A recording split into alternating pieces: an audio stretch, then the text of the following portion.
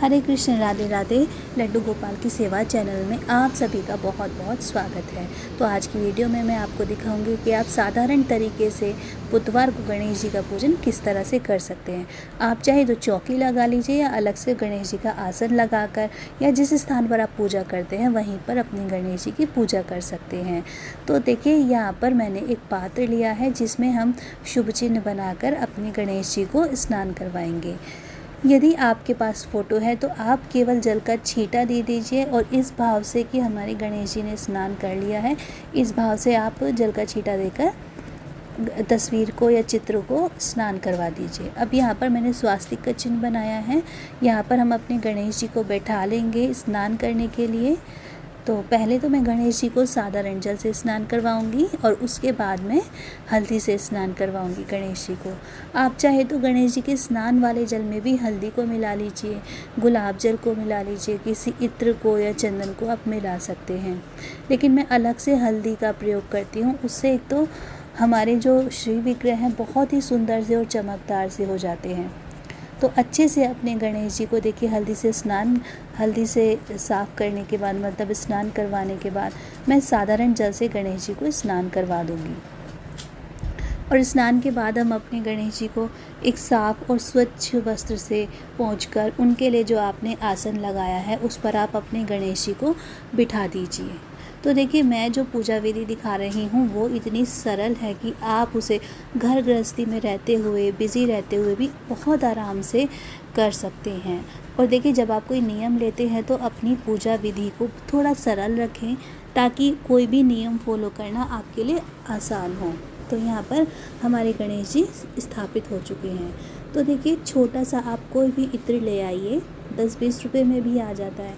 अपने गणेश जी को आप इत्र अर्पित कर दीजिए। देखिए, मैं पैसे का कोई मोल नहीं बताना चाहती, बस ये कि जिसकी जितनी सामर्थ्य है उतनी सामर्थ्य के साथ अच्छे भाव से आप अपने भगवान जी की पूजा करें। तो यहाँ पर मैंने जनेऊ अर्पित कर दिया है। ये एक ही जनेऊ मैं डेली भगवान जी को स्नान करके उनको अर्पित कर देती हूँ। मैं हर रोज़ जनेऊ नहीं बदलती। और ये वस्त्र रूपी कलावा यहाँ पर अर्पित कर दिया है। और अब मैं अपने गणेश जी को ये मोतियों की माला पहना दूंगी। इस तरह से हमारे गणेश जी का ये श्रृंगार पूर्ण हुआ।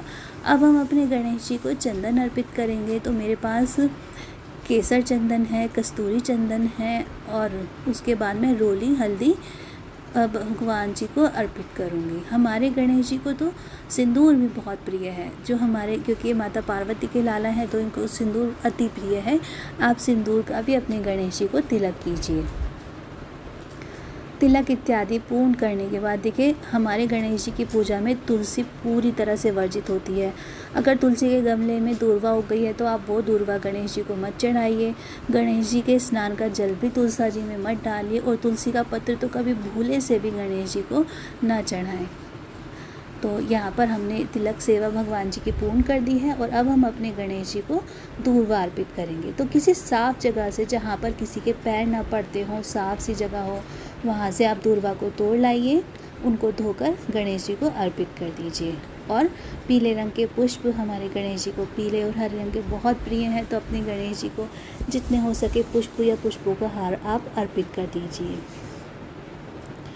बुधवार के दिन यदि आप गणेश जी के लिए व्रत रखते हैं तो शाम को आप कोई भी मीठा भोजन करें, और अगर वो मूंग की दाल का बना हो तो बहुत ही अच्छा है। मूंग की दाल का हलवा या मूंग की दाल का मीठा चीला, इस तरह से आप कुछ भी मूंग की दाल का भोग शाम को ग्रहण कर सकते हैं। और हमारे गणेश जी को भी आप मूंग की दाल के लड्डू, हलवा या चीला या फिर मोतीचूर के लड्डू, बेसन के लड्डू, कोई मिठाई, बताशे, ऋतुफल, कुछ भी आप भोग के लिए अर्पित कर सकते हैं। तो देखिए, मैंने यहाँ पर दीपक के लिए दिया कोई प्लेट नहीं ली, तो इसलिए मैंने अक्षत पर दीपक को स्थापित किया है। हमने अपने भगवान जी को दीपक दिखा दिया है। और अब हम अपने भगवान जी को धूप अर्पित करेंगे।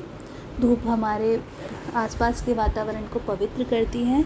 और देखिए, जो ये बुधवार का व्रत होता है, अगर आप इसको फॉलो करते हैं, इस बुधवार का व्रत रखते हैं, तो आपके बुध ग्रह की स्थिति को भी सुधारता है। तो इसलिए यदि आप व्रत ना रख सकें तो कम से कम बुधवार के दिन गणेश जी की इस तरह से पूजा अवश्य करें। आपके लिए बहुत शुभ फलदायी होगा। तो अब अपने भगवान जी को आप भोग में कुछ भी अर्पित कर दें। यहाँ पर मैंने बताशे चढ़ाए हैं।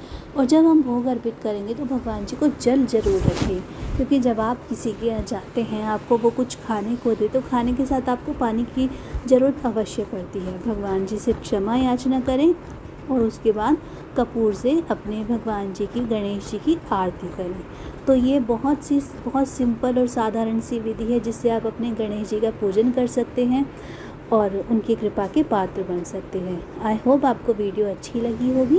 यदि वीडियो अच्छी लगे तो वीडियो को लाइक करें, मेरे चैनल को सब्सक्राइब करें, ताकि आपको अच्छी पूजा विधि और लड्डू गोपाल की सेवा से रिलेटेड वीडियो मिलती रहे। तो अब तक के लिए हरि बोल।